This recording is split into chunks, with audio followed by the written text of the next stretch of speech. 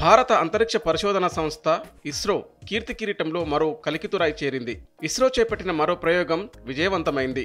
శుక్రవారం ఉదయం నెల్లూరు జిల్లా శ్రీహరికోట షార్ నుంచి SSLV-D3 రాకెట్ను నింగిలోకి పంపింది. షార్లోని మొదటి లాంచ్ ప్యాడ్ నుంచి ఈ వాహక నౌక నింగిలోకి దూసుకెళ్లింది. ఈ ప్రయోగం ద్వారా EOS-08 ఉపగ్రహాన్ని విజయవంతంగా కక్షలోకి ప్రవేశపెట్టారు.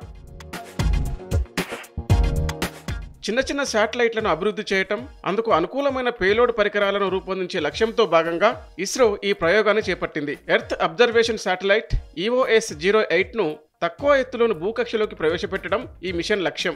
దాదాపు 6 నెలల తర్వాత ఇస్రో చేపట్టిన రాకెట్ ప్రయోగం ఇది. కేవలం 2 రోజుల ప్రణాళికతో చిన్న చిన్న శాటిలైట్స్ను తక్కువ ఖర్చుతో భూకక్షలోకి చేర్చేందుకు SSLV-D3 రాకెట్తో సాధ్యమవుతుందని ఇస్రో సైంటిస్టులు తెలిపారు.